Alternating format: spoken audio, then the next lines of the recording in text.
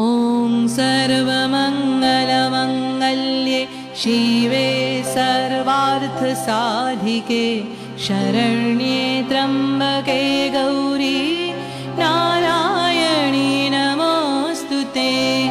ॐ सर्वमङ्गलमङ्गल्ये शिवे सर्वार्थसाधिके शरण्ये त्र्यम्बके गौरी नारायणी नमोऽस्तुते।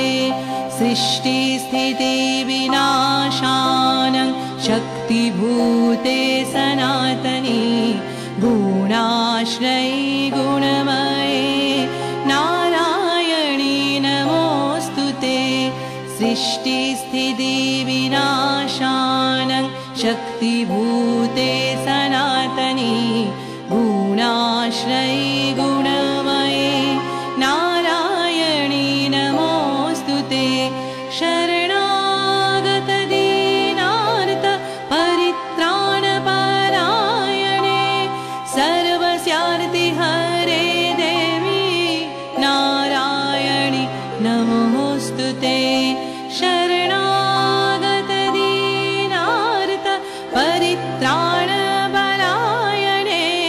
सर्वस्यार्ति हरे देवी नारायणी नमोऽस्तुते।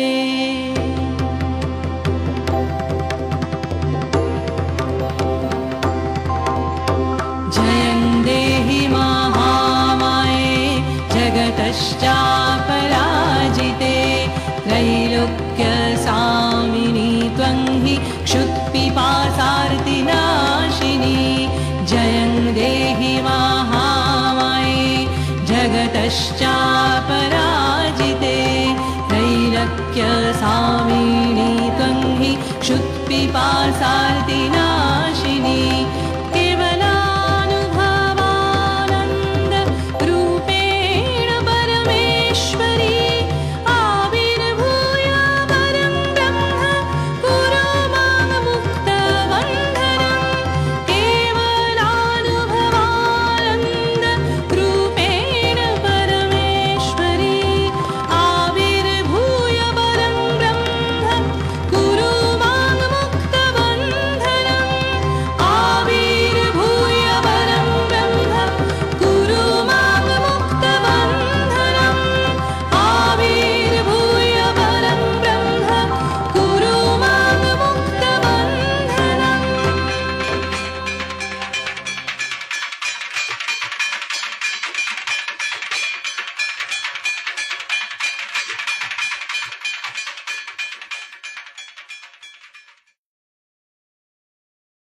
তুমি সমস্ত মঙ্গলের মঙ্গল রূপা, কল্যাণময়ী, সমস্ত ইচ্ছে পূরণকারিণী, আশ্রয় স্বরূপিণী। তুমি ত্রিনেত্রা। হে গৌরী, হে নারায়ণী, তোমাকে প্রণাম। তুমি সৃষ্টি পালন লয়ের শক্তি স্বরূপা। তুমি সনাতনী, সর্বগুণাশ্রয়ে সর্বগুণে গুণান্বিতা। হে নারায়ণী, তোমাকে প্রণাম। হে দেবী, তুমি শরণাগত দীন ও আর্তজনের রক্ষাকারিণী এবং সকলের ক্লেশ নাশিনী। হে নারায়ণী, তোমাকে প্রণাম।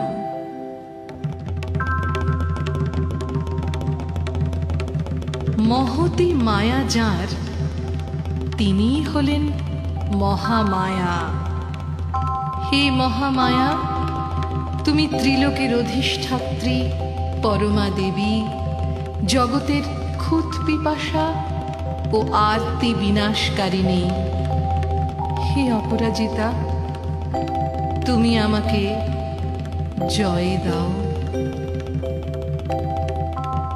হে পরমেশ্বরী জননী, তুমি কেবল নির্মলানন্দ স্বরূপে আবির্ভূত হয়ে আমাকে জীবত্বের বন্ধন হতে চিরবিমুক্ত করো।